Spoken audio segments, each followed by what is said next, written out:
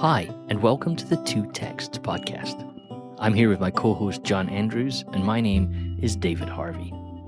This is a podcast of two friends from two different countries, meeting every 2 weeks to talk about the Bible. Each week we pick one text to talk about, which invariably leads us to talking about two texts and often many more. This season we're taking a long, slow journey through the book of Acts to explore how the first Christians encountered the disruptive presence of the Holy Spirit. John, we left our heroes, Luke and Paul, about to head off into a new adventure. I hope you don't mind me starting with a detour, but I don't know if any of our listeners have watched Peter Jackson's rendition of the Hobbit stories. And my daughter and I wanted to watch them a few years ago, and so we bought the director's cut. And the movies are already very, very long, and the director's cut does not make them shorter. The word "cut" is is being used very liberally there. But there's this gorgeous scene where, in the end of the first movie, they kind of climb up this hill and they look and they can see where they're going, right? Mm-hmm. And one of the hobbits turns and says, "Oh, good, looks like there's not far to go now." And that's the final line, or it's something like that is the final line. And my daughter laughed, even though she was young at the time. She was like, "There's 2 more movies." So she had intuited the humor of that moment, even though she was very young at the time, that what made it funny was they're nowhere near the end, and there's a level at which we left the last episode. Paul was like, we probably shouldn't do this, but everybody sailed on, hoping to reach Phoenix and winter there. And I was kind of struck by the fact that they were heading towards Phoenix, that mythological bird that has to rise from the dead. I mean, that might be an omen or not. Yeah, very good. No, absolutely. Yeah. But we begin then today, our text is going to pick up from Acts 27, verse 13. And you're going to read this for us, and let's just sort of jump straight from cliffhanger into the next part of the story. Yeah? Yes, and as one who's, even though I love flying and I've flown all over the world and been on hundreds of flights, I do suffer a little bit from motion sickness. So to any of our listeners who, like me, suffer from motion sickness, it may be a nice moment to take a motion sickness pill as we start to read this, because how it begins and how it ends is a little bit dramatically different. So we go, verse 13. When a gentle south wind began to blow, they saw their opportunity. So they weighed anchor and sailed along the shore of Crete. Before very long, a wind of hurricane force called the northeaster swept down from the island. The ship was caught by the storm and could not head into the wind, so we gave way to it and were driven along. As we passed to the lee of a small island called Cauda, we were hardly able to make the lifeboat secure, so the men hoisted it aboard.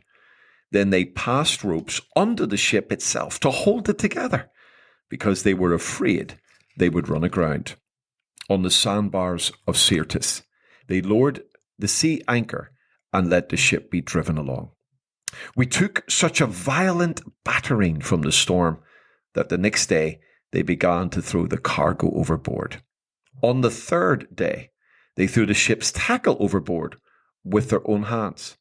When neither sun nor stars appeared for many days and the storm continued raging, we finally gave up all hope of being saved.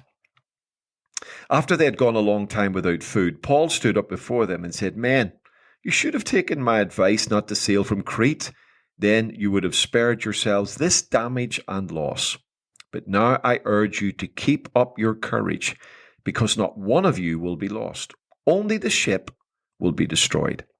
Last night, an angel of the God to whom I belong and whom I serve stood beside me and said, 'Do not be afraid, Paul. You must stand trial before Caesar, and God has graciously given you the lives of all who sail with you. So keep up your courage, men, for I have faith in God that it will happen just as he told me. Nevertheless, we must run aground on some island.'" Marvelous. Yeah. Yeah, it's quite the way it begins with this line, "A gentle south wind," is in no way indicative of what is yet to come. It's so true. It's so true. If you've ever been on relatively small planes, so having been raised in Belfast and made the journey from Belfast to England, various airports in England, on little planes, you're talking 30, 40 seaters, sometimes with propellers, and if you're sitting on the runway and the plane is gently moving. Yeah. Then you may have problems keeping your breakfast in your belly going out, because if it's a slight little bobble on the runway by the time we got up over the Belfast Lock, oh my goodness, Yeah. this is and this sense of foreboding, I think, happens, and you sense that Paul senses something's about to happen, and even the way Luke dramatically begins the story, gentle wind, and then before we know it, literally in sort of the next sentence or two, hurricane force wind is now in play. It really is quite a moment. It really is. It gets bad very, very, very quickly, doesn't it? It does. It's like the sort of tempestuous sort of storm. And again, as you were saying the last time that we were talking, like this image of the storm at sea is one, again, we know in Scripture. And I think I was struck, if this is not too early to say this in the kind of unpacking this passage, I was struck by the irony, maybe that's the right word to use, of the contrast of Paul's out of controlness in the last episode when we talked about those earlier verses, and how, and I'm thinking about something I've said a lot in my life as a pastor, but Paul's out of controlness very quickly becomes everybody's out of controlness, right? So there's a moment where there's centurions and there's owners and there's pilots and there's prisoners, a very ranked status that we've got in the early parts of 27. I mean, noticeably, and I didn't really think about this really clearly until even I'm saying this just now, noticeably in verse 10, Paul says, "Men, I can see our voyage is going to be disastrous." It's interesting that Paul addresses them as just all people, together, just men. He doesn't say pilot, owner, centurion, esteemed brothers, people watching online. He doesn't, say any of that. He just says men. And of course, but they don't listen to him because actually they live in this structure of no pilot versus owner versus prisoner. And it's interesting how they essentially, Paul will address them again later on, and he will address them once again as men, right? Because once they get out to sea, the sea's not really overly respecting of what your rank and file is. So true. But also this revelation that happens that, I mean, you must have had this said to you, John, at some point, that people will say to people like you, like, "Oh my goodness, it must be very nerve-wracking living by faith, because you have a ministry and you're trusting that people will, keep investing in you and your ministry." And, and people will say, I imagine people have said, I don't know if I could do that, right? Because the contrast to the way that you might live in terms of your ministry is contrasted as risky versus my job for the bank, right? Or my job in the factory.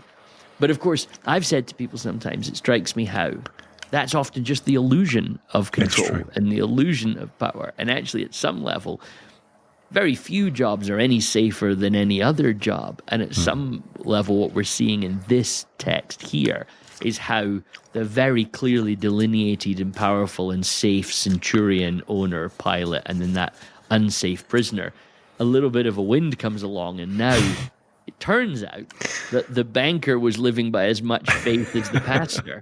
And, and I don't mean that to be dismissive in that sense, but I think it's almost a work of the Spirit for us to realize we're all living in the hands of God So true. and trusting Him. And I love how these two stories, when they're patched together, you see how quickly that can change. It's a great observation. Hadn't quite seen that before in terms of how he addresses men. That's beautiful, Mm, and it really is. It's the moment that the storm is the leveler. When they're getting on that boat, they're all mm, getting on in their different strata.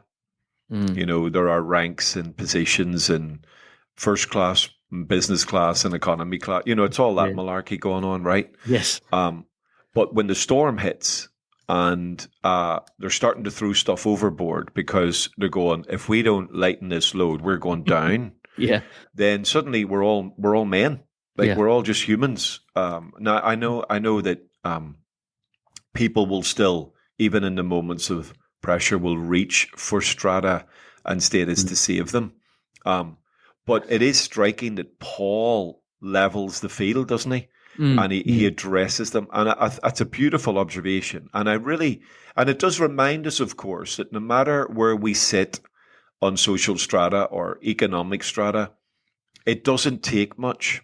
mm, mm. Like unless you are like super rich and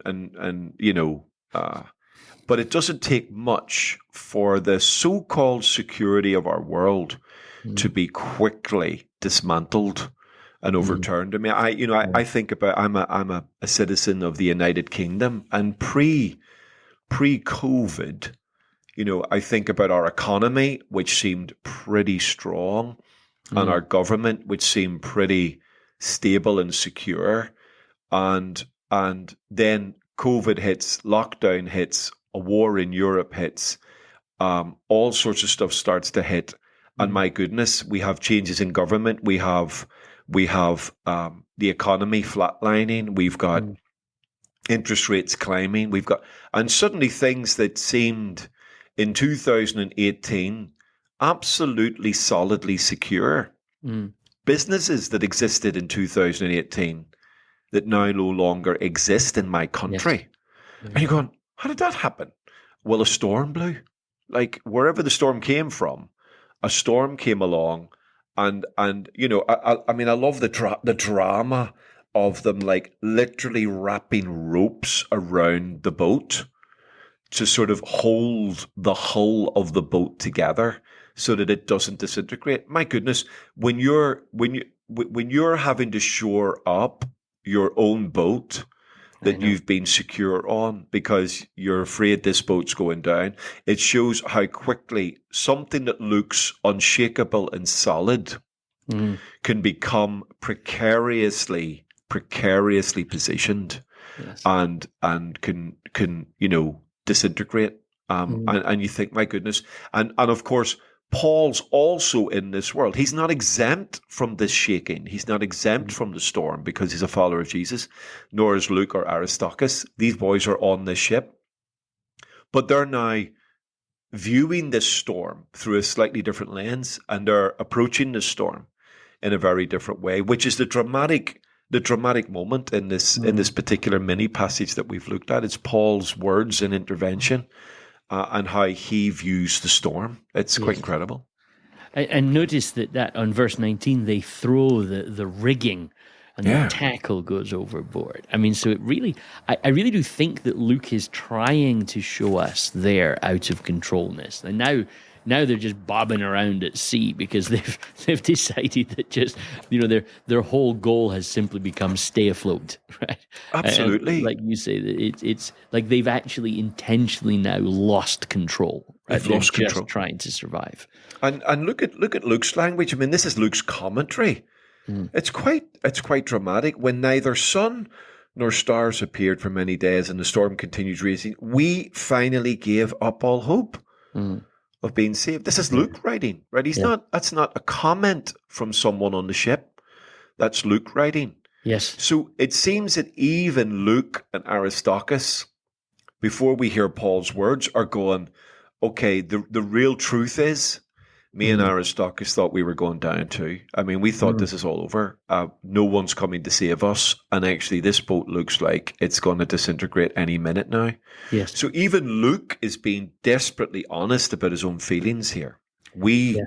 Yeah. uh, had finally given up all hope of being saved. That's quite dramatic, isn't it, David? Like, this is a serious Yeah. follower of Jesus. Yes. He's been thick and thin with Paul. He's been around the bend with a million scenarios. And here he is going, Mm. boys, I think this is it. I think we're going down. And I Yeah. think we're going to die here. Yes. Isn't Yes. that No, amazing? absolutely. Yeah, absolutely. I mean, it's quite stark, isn't it? Like It we do, is. I mean, my goodness. Yeah, And, we and there's a sort of a little, it's funny again, I don't want to overcook our echoes. I know we love feeling little connectors and nuances across the text, but I hear that, and I hear the little echo of Martha and Mary saying to Jesus, mm, if you'd have been here, if you'd have been here, this would have been okay. Or the echo of the two on the road to Emmaus. We had hoped he was the one, but hope is gone. So you get some really beautiful, honest moments in the biblical narrative of lovers of Jesus, of mm, lovers of the Lord going, do you know what? This is over. We're done. We are finished. mm, And it's like Luke sets this up, and then we get this dramatic intervention from Paul, mm, which you're assuming from verse 21 happened even a few days after Luke's conclusion, mm. we're all going to die, sort of thing, Yes. because verse 21 starts after they had gone a long time without food. It's Paul stands up. So it seems to be they've reached a level of hopelessness, and then it's a few days later that Paul stands up. I don't know if Yes. I'm reading that correctly, but you imagine then that vacuum of hopelessness, Yes. and then into this vacuum of hopelessness, God speaks and speaks through Paul, speaks to Paul and through Paul. Yes, I mean, there's a couple of interesting things. One that struck me as interesting is that this little second passage from verse 21 to 26 actually seems to switch into the third person. You notice after they had gone a long Indeed. time without food, Yeah. Paul stood up before them. And I mean, I actually have no sense of what that means,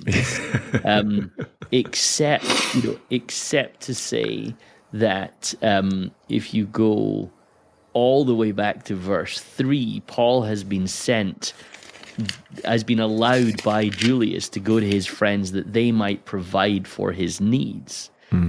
So but it just, I mean, I have no way of knowing what's going on here, except Yeah. it's interesting that Luke draws a division now between does. him and Paul and everybody else. They had gone without food, and Paul stood up before them. So have Paul and Luke got a little snack here. But is this also drawing this contrast of something's changed in the environment? So we Yep. gave up the hope of being saved, but now something's changed, that there's an us and them here. Yes. Because the Spirit has been working in us. I mean, So good. I'm scratching at this a little bit, the we passages are so dominant in this part They of are. Acts. To get to they, interrupt me on this, John, in that sense. But to get to they seems interesting, doesn't it? It does. It does. And it's a dramatic moment. And again, you get this, we had given up all hope of being saved. And then into verse 21, when they had gone. So, Yes. and there does seem to be this gap of we don't know exactly how long, Yes. but a gap of some days. Is it into that maybe Yeah. Paul speaks to Luke, Paul speaks Yeah. to Aristarchus, Paul brings hope to them, Paul confides in them personally and privately first, Yeah. before he goes to the crew, before he goes to them. And you get a sense in which maybe Dr. Luke himself has recovered his equilibrium Yes. in the context of a swaying ship, if you don't stretch that too far. But he's recovered his equilibrium and able to sort of then write in a slightly different way. He's allowed us into his own feelings, but then something seems to have shifted in this little group of disciples, which then positions them in a sort of a them and us context. It is a dramatic little language shift. Yes. And I don't think it's coincidental. I think that sort of shift, when you've had, as you say, when you've had we, and then suddenly they, even reading it out loud, you hear the shift in the narrative, and you go, oh, hold on a minute, that's different.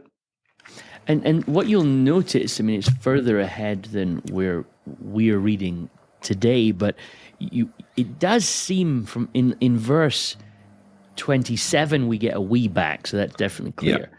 But then we're back to theys in 28, but it's in reference to the people that are in charge, for an example. Yes. They're testing water levels.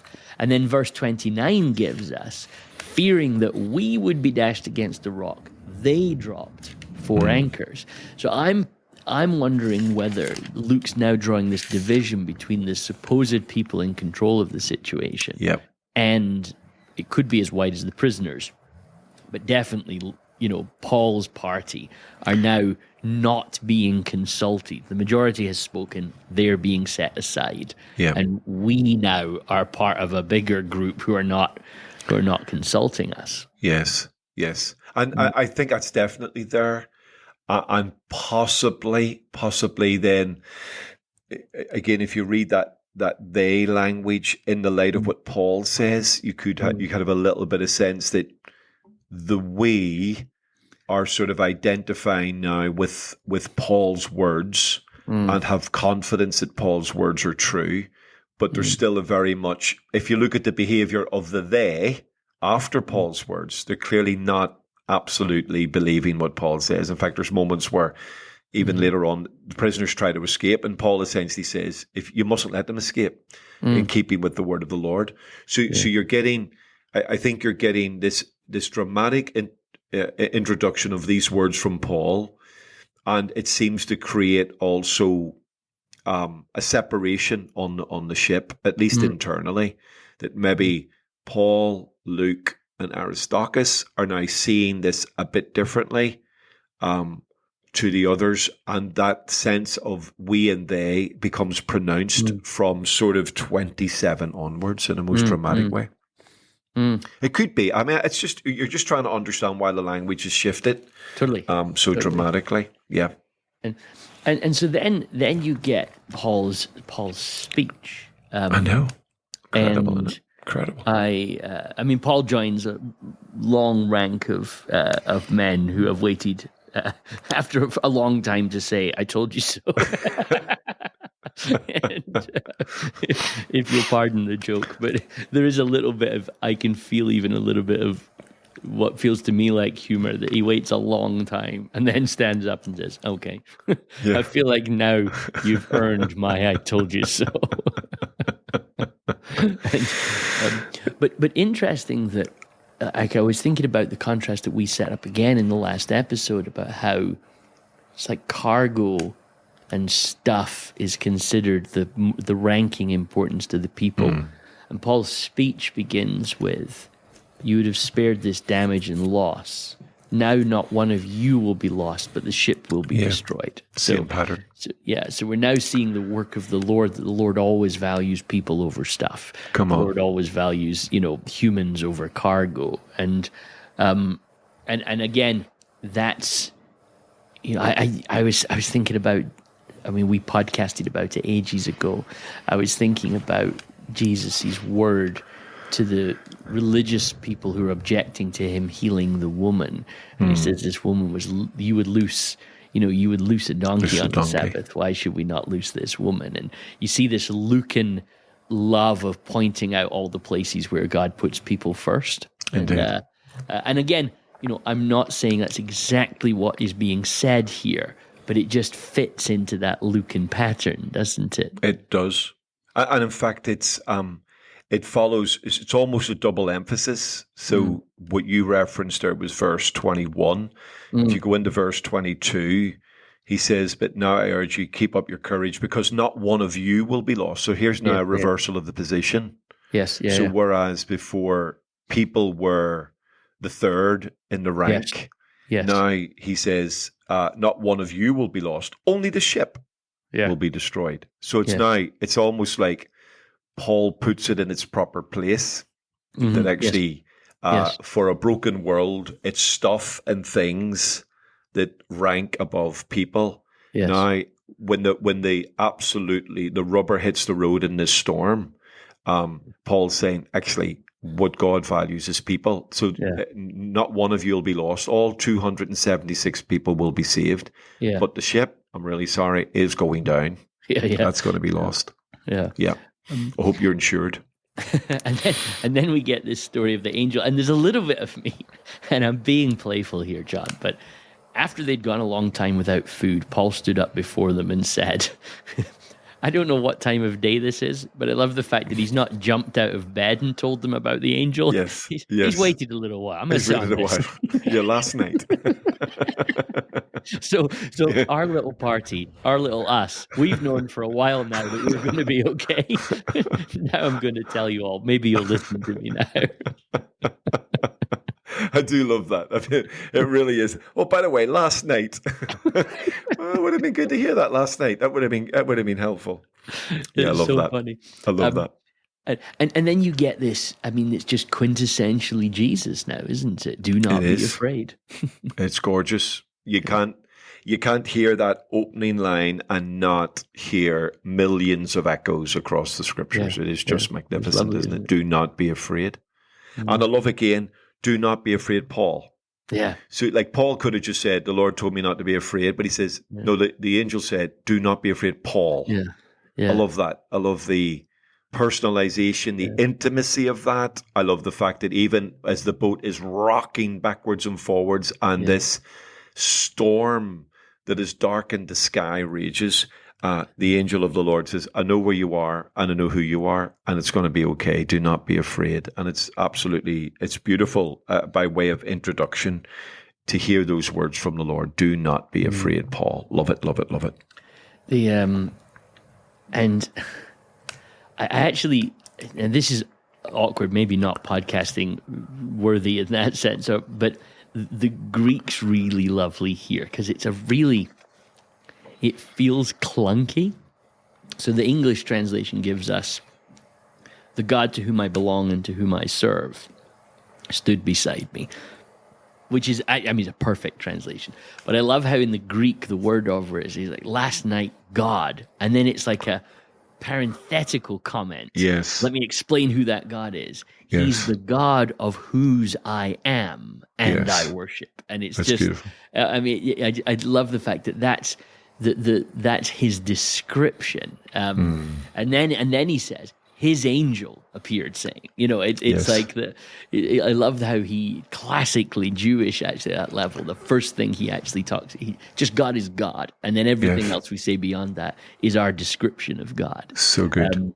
So good. Love that. You see Paul contextualizing himself almost as if he begins this sentence like a Jewish man should, but realizes he needs to add qualification to it. So if this is in the synagogue, it's just last night God's angel stood beside me, right? And the message he gets, I really like, is it is necessary for you to stand trial before Caesar. It is, you must stand, you must do this. It's necessary that you do this.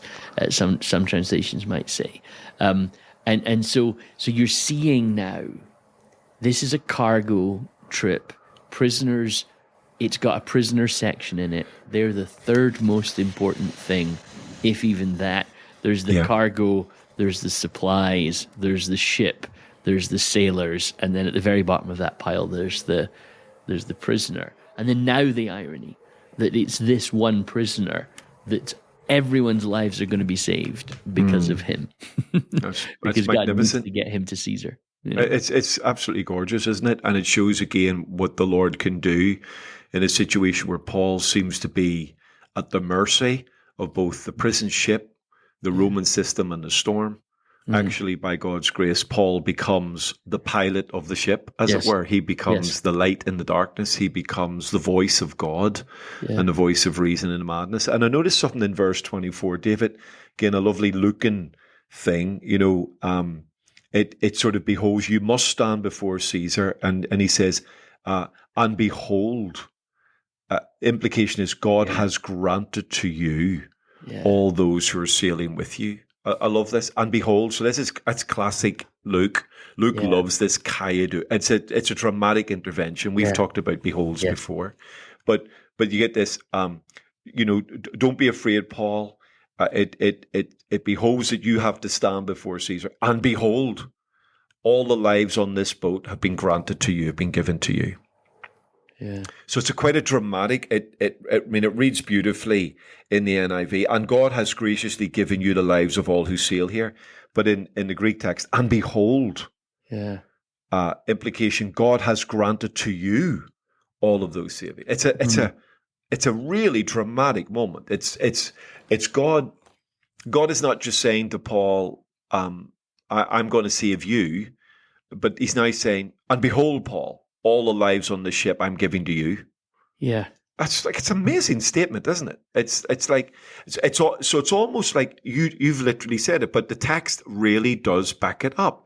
The text backs up this idea without overcooking, small s here. Paul, God has given to you all of these lives. If you stay in me, you are the savior of these lives on this ship. Yes. Yes. Yeah. It's really, my goodness. Yeah. That's up the ante for Paul's experience, where he's now not just, I'm going to save you, but I'm going to save all on this ship, and I'm giving their lives to you. Yeah. Wow. That's pretty, it's pretty dramatic, isn't it? It's as a reading, it's softened a wee bit in the NIV, but the Greek text's a bit stronger there. Yes, and even that sense of it's charizomai. Yeah. It's grace. So there's grace almost granted. a level of it is necessary. Don't be afraid, Paul. It is necessary for you to stand trial before Caesar, and behold, grace is given to you all because of God. It's like there's deep Amazing. gospel resonances with this, isn't there? It's incredible. Yeah. It's absolutely stunning. And of course, if Paul has heard that in the night, my goodness, and Paul knows the Lord and has heard the voice of the Lord before, Paul then, you can then understand why he stands up with such confidence here. Because, like, the worry would be, Paul, you can't say that. You can't stand up and say, well, you should have all listened to me and you wouldn't have had this problem if you just listened to me in the first place. But he doesn't dwell on the past advice. He then moves quickly to what God has said. And he moves quickly to this sort of salvation announcement that if you will trust me now, if you will do as I say, none of you will be lost. The ship will be lost, and there's nothing we're going to do about that. That's going down, but none of you will be lost. And he's able to do that with such confidence because he has received the word of the Lord. This isn't arrogance or pretentiousness or, somebody just like giving off. This is someone's absolute supreme confidence in the word of the Lord revealed to him. And I think that's what the power of this word does. Yeah. Again, not only does it help Paul not to be afraid personally, but it gives him a courage and a boldness to say the most incredible things in a ship that is literally looking like any minute now it's going to go down. Yes, yeah. There's almost a level. I mean, I'm just pondering the Greek text here. There's almost a kind of bullet point feel to this, where last night, the God whom I serve and whom I am. Do not be afraid, Paul. You must stand trial before Caesar, and God has. So you must stand trial before Caesar, and so that's your first statement. And then you get these bullet points. Behold, this God has graced our lives, your lives to you, right? So that's the first thing. Then you get, therefore, take courage. Right? So like Paul is almost doing it like, it's almost like an equation. God has spoken. So there's a beholding. There's a beholding of, okay, wow, what does that mean? But I'm not articulating what's in my heart well here, but there's a necessity of the gospel to reach Caesar. So behold, God will act. Therefore, we take courage. And then the final line's gorgeous because in the Greek, I think the English translations have something like, for I trust in God, or I have faith in God. But Paul says, so take courage, man. I have faith towards God that thus it will be just as he said to me. You could almost render this mathematically at some level. Like here's the statement. It's necessary. And because God says it's necessary for me to be at Caesar's, there's a beholding, there's a therefore, and there's a trust. Yeah. It's really, really beautiful. It is beautiful. And then, of course, there's also a nevertheless. Yes. Yes. But actually, that nevertheless is fascinating because now we are still out of control. Indeed. Don't think that what that means is that God now has given control back to us. Indeed. I told you what we should do. You didn't listen. God has intervened in this situation, but he's not intervened to all of a sudden calm the storm down and make us be able to carry on in our ignorance. This ship is going down. And, it's, my goodness, it's just beautiful if you think about it theologically, isn't it? It is. And I think it again shows us a magnificent paradoxical moment that you can receive a word from the Lord which is absolutely unshakable, and yet nevertheless the ship's going down. Yeah. Right? It's like, well, hold on a minute. If God's spoken, why can't he just calm the storm and get us out of this? Or why can't we just sail into a port? So the drama of this is that Paul receives the word of the Lord, which is rock solid and sounds so consistent with the voice of the Lord through the scriptures. It sounds like the God we've met in Exodus and the God we've met in Deuteronomy and the God we meet in Isaiah. It's the same voice we've heard over and over again.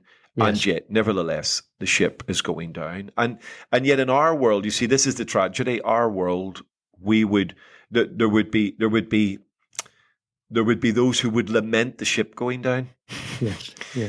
Well, why does the ship have to go down? No, you're missing the point. You're all going to stay alive. Yeah. So you're going to live. Yeah, but why does the ship? Why can't we save the ship? And actually, again, it puts into sharp relief that some things, when it really boils down to it in the storm, aren't as important as we think they are. Yes. And I think some of our trauma in life, or let me speak for me, some of my trauma in life is because I've tried to hold on to the ship. I've tried to. Yes. No, I don't want the ship to go down. John, you don't understand, son. The ship's going down, but you're going to be okay. Yeah, but Lord, no, John, you're going to be okay. Yeah. Let the ship go. And sometimes we have to let the ship go, right? We have to realize it's not as important as we thought it was. And what's really important is that we get to Rome. Yeah. One way or another, we're going to get to Rome. Yeah. My goodness. There's a couple of quotes that I want to just share with our listeners as well. Like, I was reading Willie Jennings on this, and this sort of speaks to all the things that you've just said. I was going to read you a section from him, but I can't ignore this. There's just a few lines before the paragraph I want to read. Jennings just says this: the prophetic word always comes at the times when hope is drained, because God will not allow hope to die in this world. And come on. And so we gave up all hope of being saved. And then all of a sudden, that night, the Lord, to whom I am, comes and speaks to me. But Jennings says this then in his little commentary on Acts, and I love this so much, John. He says, this Gentile ship is the site of the repetition of Israel's drama with its loving God. Right? Wow. So this is the Paul speaks and announces. I love that. Here's a great line. Paul speaks and announces the divine theft of this moment. They thought it was their journey and their history caught inside the repetition of work and risk. But Paul is turning their world right side up. They are in God's history and the Spirit's journey with Paul. Paul is their prisoner, but they are captive inside his mission. So that's it for this episode. We know that there's always more to explore, and we encourage you to dive into the text and do that. If you liked this episode, we'd really appreciate it if you rated, reviewed, or shared it. We also appreciate all of our listeners who financially support the show, sharing the weight of producing this podcast.